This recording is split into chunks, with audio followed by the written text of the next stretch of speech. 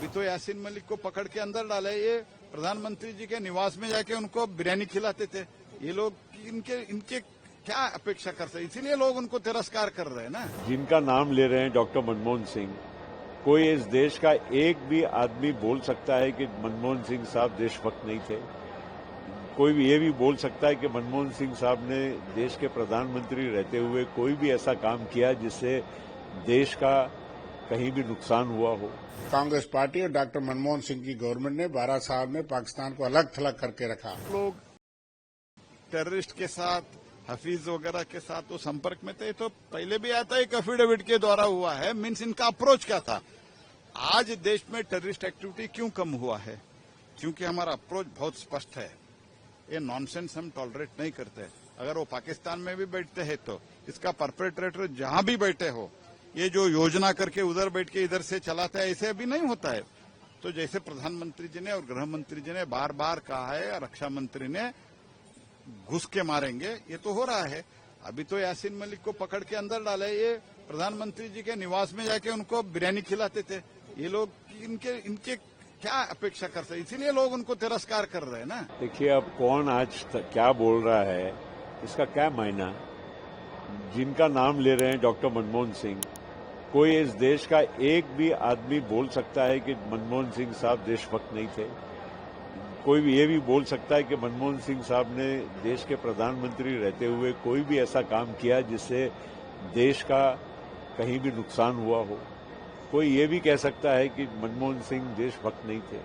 ये सारी बातें बेबुनियाद है। आज मनमोहन सिंह साहब तो है नहीं, अब कोई भी बात वक्तव्य कर दे और हमने उसको मान लेना, ये तो संभव नहीं होता है। और जो भी मैं आपको कहना चाहता हूं कि आतंक आतंकी होता है और आतंक के साथ कोई समझौता कोई नहीं कर सकता है। न मनमोहन सिंह ने किया और आज मोदी जी के नेतृत्व में तो सवाल ही नहीं है कि आतंकवाद से कोई समझौता किया जाए। पहलगाम में आए तो घुस घुस कर मारा ऑपरेशन सिंदूर के माध्यम से।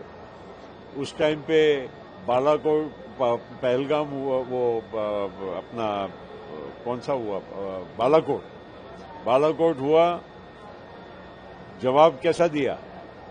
तो ये है मोदी जी की आज की रणनीति, आज की जो हमारे भारत की सरकार की जो नीति है, इससे कहीं आतंक का समझौता नहीं हो सकता। एक खूंखार आतंकवादी के बयानात या उसके एफिडेविट को क्या जो देते हैं, जो कि जेल में है और जिसको हमेशा जो है वो आतंकवादी घटनाओं की वजह से जेल में रहा और इस तरह की बयानबाजी करके अपने बचाव में कुछ कहता होगा और जो जेल में है कुछ कह रहा होगा, कुछ कहलाया जा रहा होगा, उस पर मैं टिप्पणी नहीं करना चाहता।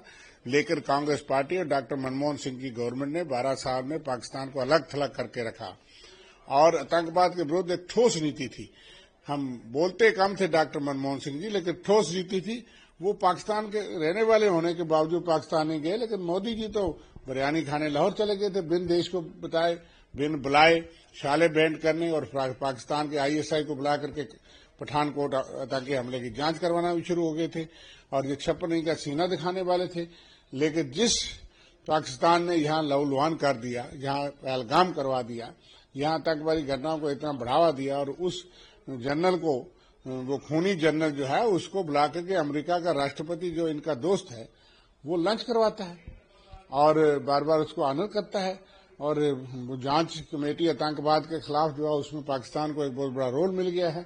जो कि आतंकवादी फैक्ट्री के तौर पे जाना जाता था पाकिस्तान, आज इंटरनेशनल लेवल पे उसकी जो एक्सेप्टेबिलिटी बनी है, जो हम देख रहे हैं, ये गंभीर चिंता का विषय। ये इस गवर्नमेंट की विदेश नीति की टोटल फेलियर का नतीजा है। 2 मुल्क हमारे साथ, इटली और इजराइल, थोड़े से खड़े हुए ऑपरेशन सिंदूर और पहलगाम की दर्दनाक घटना के बाद।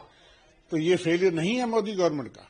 और उसके बाद अब सऊदी अरब के साथ भी उसका समझौता हो गया कि पाकिस्तान पे हमला सऊदी अरब पे भी समझाया जाएगा।